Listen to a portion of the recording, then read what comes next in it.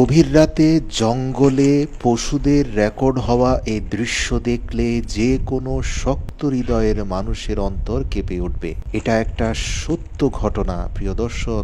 আমি আপনি চাইলে একটু মন মানসিকতা পরিবর্তন করলে পৃথিবীটাকে পাল্টে দিতে পারি। একবার দেখুন এই ব্যক্তিকে। তিনি বিশুদ্ধ খাওয়ার পানি 4টি 5 লিটারের বোতলের ভিতরে ঢুকিয়ে তিনি বিশাল জঙ্গলের রাস্তা পার হয়ে একটা পাহাড়ি সমতল ভূমিতে উপস্থিত হলেন, যেখানে চারপাশে সব পাথর এবং শুকনো ভূমি, কোনো পানি পান করার স্থান নেই। তো তিনি মাটির মধ্যে কিছুটা গর্ত করে সেখানে তার প্লাস্টিকের পলিথিনটা বিছিয়ে দিলেন। তারপর সেই পলিথিনের উপরে আগে থেকে সরিয়ে ফেলা সবগুলো পাথর দিয়ে সেই পলিথিনটাকে ঢেকে ফেলেন।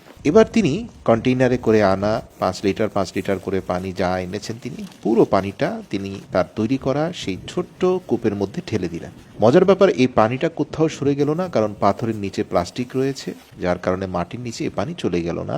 ছোট্ট একটা পানির কূপ হয়ে গেল এই পাহাড়ি জঙ্গলের সমতল ভূমিতে। এরপর বিকেলে চলে যাওয়ার পূর্বেই তিনি কূপের দিকে মুখ করে তার ক্যামেরাটাকে অন করে চলে গেলেন। আমরা দেখতে পেলাম বিকেলবেলা এক জোড়া কালো পাখি এসে পেট ভরে পানি পান করলো। এরপরে 4টা টিয়া পাখি আসলো, খুবই কিউট দেখতে, খুবই পিপাসার্ত অবস্থায় ছিল।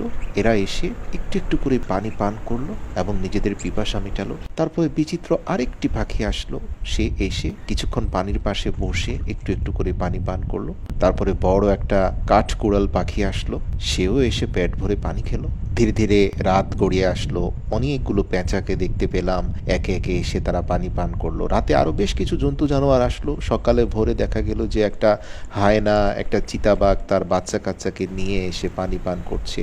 এছাড়াও আরো অসংখ্য ছোট বড় ময়না, টিয়া, শালিক পাখি তারা এসে অনেকে গোসল করা শুরু করে দিল, আবার কেউ কেউ পেট ভরে পানি খেলো। এরপরে 2টো ঈগল পাখিও আসলো, তারাও পেট ভরে পানি খেলো। ভিডিওর শেষ পর্যায়ে আরো বেশ কিছু হায়নাকে আসতে দেখলাম এবং তারা পানি খাওয়ার পরে পানি প্রায় শেষ হয়ে যাচ্ছিল এবং টানা 2-3 দিনে পানি খাওয়ার মাধ্যমে এই পানি প্রায় শেষ হয়ে গেছে। প্রিয় দর্শক, তিনি যখন এই 3 দিনের রেকর্ডেড ভিডিওগুলো বাসায় এসে দেখলেন, তিনি রীতিমতো অবাক হয়ে গেলেন। একবার ভাবুন, আমরা মানুষ চাইলে কিভাবে এই পশু পাখিদের পিপাসা মেটাতে পারি। জেনে অবাক হবেন, ইতিহাস থেকে পাওয়া যায় মহান আল্লাহ তাআলা বনি ইসরাইলের একজন চরিত্রহীন নারীর জীবনের সব গুনাহ মাফ করে দিয়ে তাকে জান্নাতে প্রবেশ করিয়েছিলেন শুধুমাত্র একটা পিপাসার্ত কুকুরকে পানি পান করানোর কারণে। পশু পাখিকে পানি পান করানো একটা মহৎ কাজ। আসুন আল্লাহর সৃষ্টি এই প্রাকৃতিক পশুদের প্রতি একটু যত্নশীল হই।